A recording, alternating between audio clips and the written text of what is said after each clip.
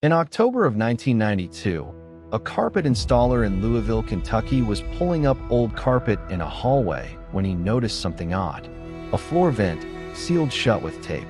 Inside, he found a plastic bag, and inside that bag were 3 rolls of undeveloped film and a collection of women's jewelry. When those rolls of film were developed, they revealed over 100 photographs. Photographs so disturbing that they proved, beyond any possible doubt, that a man had tortured and murdered his girlfriend. But here's the thing. That man had already been tried for the murder, and he had been acquitted. Under the Fifth Amendment of the United States Constitution, he could never be tried again. The evidence was irrefutable, and it was completely useless. This is the story of Mel Ignatow, Brenda Schaefer, and one of the most infuriating failures of justice in American history. Brenda Schaefer was born on April 25, 1952, in Louisville, Kentucky. By 1988, she was 36 years old, working as an X-ray technician and living a quiet, steady life. Friends described her as kind, trusting, and loyal. Maybe too trusting. She had been married once before, briefly, in her early 20s. After that ended, she spent 8 years in a relationship with a dentist named Jim Rush. That relationship ended in 1986. And then, in late 1986, Brenda went on a blind date. The man across the table was Melvin Henry Ignatow. He was 50 years old. He was charming. He was a jewelry buyer by trade, and he knew how to make an impression. He drove a Corvette, owned a 32-foot pleasure boat, and lived in one of Louisville's more affluent neighborhoods. By Valentine's Day of 1987, Mel and Brenda were engaged. But behind closed doors, the relationship was already rotting. Ignatow was controlling, possessive, and sexually abusive. Brenda confided to her co-workers and family that Ignatow forced her into degrading sexual acts. He gave her what he called sex tablets that made her lose consciousness. During one trip to a motel in Gatlinburg, Tennessee, Brenda woke up to find Ignatow holding a chloroform-soaked rag over her face. By the summer of 1988, Brenda had had enough. She told Linda Love, her brother Tom's girlfriend, that she hated Ignatow and feared him. She was planning to break up with him for good. On September 22, 1988, Brenda called Ignatow and told him never to call her again. They agreed to meet one last time, 2 days later, to exchange gifts and jewelry. It was supposed to be the end. In a way, it was. What Brenda didn't know was that Mel Ignatow had been planning for this moment for weeks. He had recruited his ex-girlfriend, 38-year-old Mary Ann Shore, to help him. Shore was a co-worker who had also babysat Ignatow's children. She was, by all accounts, completely under his control. Together, they had prepared Shore's house on Poplar Level Road in Louisville. They conducted what they called scream tests to see how much sound carried to the neighbors, and they dug a grave in the woods behind the property. On the evening of September 24, 1988, Brenda Schaefer arrived at Shore's house. She believed she was there to exchange jewelry and say goodbye. Instead, Ignatow produced a gun. He locked her inside. What happened next lasted hours. Shore later testified that Ignatow restrained Brenda, blindfolded her, and subjected her to prolonged sexual torture while Shore photographed everything on Ignatow's instructions. When it was over, Ignatow pressed a chloroform-soaked rag over Brenda's face until she stopped breathing. Then he strangled her with a rope to make sure. Ignatow and Shore wrapped Brenda's body in garbage bags and buried her in the grave they had already dug. Then Ignatow went to work covering his tracks. He loaded the camera, the rope, and other evidence into Shore's vehicle. He punctured a tire on Brenda's car, drove it across Interstate 64, and abandoned it near Breckenridge Lane. To anyone who found it, it would look like a carjacking gone wrong. Brenda Sue Schaefer was 36 years old. The next morning, September 25th, Officer Tom Gilsdorf found Brenda's car on the side of the road. Flat tire, broken rear window, radio stolen, what appeared to be blood stains. That same day, Brenda's parents reported her missing. Her brother, Tom Love, went straight to the police and told Detective Jim Wesley exactly who he suspected: Mel Ignatow. Wesley was head of the Jefferson County Violent Crimes Unit, and when he went to interview Ignatow, something felt wrong immediately. Ignatow was calm, too calm. He had prepared notes before the detective even arrived. He showed no emotion whatsoever and refused to take a polygraph test, claiming he had a weak heart. Privately, Ignatow was already working to point investigators in the wrong direction. In an audio-recorded meeting with his attorney, he tried to implicate Brenda's ex-boyfriend and her ex-husband. The FBI got involved. Behavioral Sciences Unit profiler Roy Hazelwood reviewed the case and classified Ignatow as fitting the profile of a criminal sexual sadist. Hazelwood told investigators something that would prove chillingly accurate. Quote, "You don't break up with someone like Mel Ignatow. Mel Ignatow breaks up with you, but you don't break up with Mel." End quote. For months, the investigation went nowhere. The Kentucky Rescue Association spent 80 hours searching the Ohio River. A $25,000 reward was offered. Anonymous tips flooded in, but none led anywhere. Then, in February of 1989, a detective learned that Ignatow's hairstylist, Lauren Leschleitner, knew a woman named Mary Shore. And Shore had been talking about Ignatow's controlling behavior. Shore was brought in for questioning and failed a polygraph test. But she didn't crack. Not yet. It was U.S. Attorney Scott Cox who finally broke the case open. Cox understood Ignatow's psychology. The man was a narcissist. He craved attention and believed he was smarter than everyone in the room. So Cox invited Ignatow to testify voluntarily before a federal grand jury. To clear his name, he said, Ignatow couldn't resist. And during that testimony, Ignatow made a critical mistake. He mentioned, for the first time, the name of an old girlfriend, Mary Shore. Investigators immediately hauled Shore before the grand jury.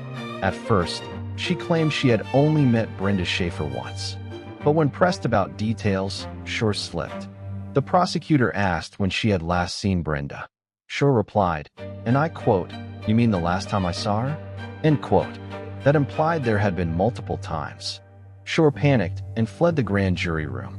Days later, on January 9, 1990, Mary Shore confessed everything to the FBI. She told them she was present during the murder. She told them she took the photographs. And she led investigators to the grave. After more than 14 months in the ground, the body of Brenda Sue Schaefer was recovered from the woods behind Mary Shore's house. Before the trial, investigators convinced Mary Shore to wear a wire. They promised that if she cooperated, she would only be charged with tampering with evidence, not murder. Shore agreed. On the recording, Shore told Ignatow that the FBI was hounding her. She expressed worry that the property where Brenda was buried might be sold or developed. Ignatow's response was damning. He said, and I quote, "That place we dug is not shallow. Besides, that one area right by where that site is does not have any trees by it." End quote. It was practically a confession, but it would become one of the most consequential misunderstandings of the entire trial. Because when that tape was played in court, the jury didn't hear the word site. They heard safe. They concluded Ignatow Shore were talking about a buried safe, not a buried body. One word, one misheard syllable, and it changed everything. The trial of Mel Ignatow began in late 1991 in Kenton County, Kentucky. It had been moved from Louisville due to extensive media coverage. The charges were severe: murder, kidnapping, sodomy, sexual abuse, robbery, tampering with evidence. The prosecution's entire case rested on one person, Mary Shore. There was no DNA evidence. Brenda's body had been in the ground for over 14 months, and decomposition had destroyed any biological material that could link Ignatow directly to the crime. There was no physical evidence from the crime scene. There was only Shore's testimony, and Shore destroyed herself on the stand. She showed up wearing a tiny miniskirt. She laughed during her testimony. The jury found her demeanor inappropriate and her motives questionable. One juror later said that Shore's testimony appeared to be driven by animosity because Ignatow had refused to marry her. The defense hammered this angle relentlessly. Their argument was simple. Mary and Shore killed Brenda Schaefer, not Mel Ignatow. Shore was the jealous ex-girlfriend. Shore had access to the house. Shore was the one who knew where the body was buried. And the jury bought it. On December 22, 1991, after 6 hours and 15 minutes of deliberation, the jury returned its verdict. Not guilty, on all counts. One juror told reporters afterward, quote, "The reason he was found not guilty was there was not one shred of evidence that connected him to the crime. Nothing." End quote. The trial judge was so disturbed by the verdict that he took the unusual step of writing a personal apology letter to the Schaefer family. But by then, both of Brenda's parents had already died. Some who knew them said they died of broken hearts. 6 months after the acquittal, the truth came crawling out of the floorboards. Literally. To fund his legal defense, Ignatow had sold his house. The new owners hired contractors to renovate. On October 1, 1992, a carpet installer was pulling up old hallway carpet when he discovered a floor vent that had been sealed and taped shut. Inside the vent was a plastic bag. Inside the bag was the jewelry that Brenda Schaefer had been wearing the night she disappeared, and 3 rolls of undeveloped 35mm film. When those rolls were developed, they contained over 100 photographs. The images showed exactly what Mary and Shore had described in her testimony. Every detail she gave on the stand. Every act she described. It was all there, captured on film. The photographs showed Ignatow torturing and raping Brenda Schaefer. His face was not visible in the images, but investigators matched his body to the photographs using hair patterns and moles. The match was definitive. Mary and Shore had been telling the truth. Every single word. The jury had been wrong. The evidence that would have convicted Mel Ignatow beyond any shadow of a doubt had been hidden in his own house the entire time, just feet from where he slept every night. And now, it didn't matter. The Fifth Amendment to the United States Constitution is clear. No person shall be subject for the same offense to be twice put in jeopardy of life or limb. Mel Ignatow had been tried. Mel Ignatow had been acquitted. And Mel Ignatow could never be tried for the murder of Brenda Sue Schaefer again. The most damning evidence in the history of the case was, legally, worthless. But prosecutors were not done.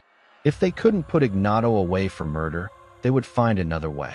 In January of 1992, a federal grand jury indicted Ignatow on charges of perjury and inducing Mary and Shore to commit perjury. He had lied under oath during his grand jury testimony, and that, unlike murder after acquittal, he could be tried for. In October of 1992, Ignatow pleaded guilty. And then, in a moment that stunned the courtroom, he turned to Brenda Schaefer's brothers. He looked them in the eyes, and he confessed. He told them he had killed their sister. But he added one final, obscene lie. He said she had died peacefully. He was sentenced to 8 years and 1 month in federal prison. For perjury, not for kidnapping, not for rape, not for torture, not for murder, for lying about it. Ignatow was released from federal prison on October 31, 1997. But the state of Kentucky wasn't finished. He was charged with additional state perjury counts for lying under oath in a separate proceeding related to Brenda's employer. In January 2002, he was sentenced to 9 more years as a persistent felony offender. He served 4. On December 1, 2006, Mel Ignatow walked out of prison a free man. He returned to Louisville. He lived 4 miles from the house where he had murdered Brenda Schaefer. On September 1, 2008, exactly 20 years after Brenda Schaefer's murder, Mel Ignatow was found dead in his apartment. He was 70 years old. The autopsy determined it was an accident. He had tripped and fallen, cutting his head and his arm. He bled out alone on his apartment floor. His son Michael later revealed one detail. His father had fallen and hit a glass coffee table. A glass coffee table. In 1988, Mel Ignatow had tied Brenda Schaefer to a glass coffee table before torturing and killing her. 20 years later, a glass coffee table killed him. A neighbor who found the body described what he saw. Quote, "It just looked like he had fell, and he tried to go to the kitchen, and there was a blood trail that way, and then it looked like he tried to make it to his room." End quote. The same neighbor added something else. Quote, "He was a sick and elderly man, alone and struggling for help when he apparently stumbled to his death. I used to hear him all night, asking for Jesus to come get him." End quote. Jesus never came. Mary Ann Shore had already died in 2004 of heart disease. She was 54. She served 3 years in prison for her role. Brenda Sue Schaefer is buried in a family plot at Cave Hill Cemetery in Louisville, Kentucky. The case of Mel Ignatow remains one of the most cited examples of how the double jeopardy clause can shield the guilty. The evidence was there. It was always there, hidden in a floor vent in the hallway of a house that a killer sold to pay his lawyers. If you found this story as maddening as we did, hit subscribe. We cover cases like this every week. Cases where the system worked, and cases where it didn't. Until next time.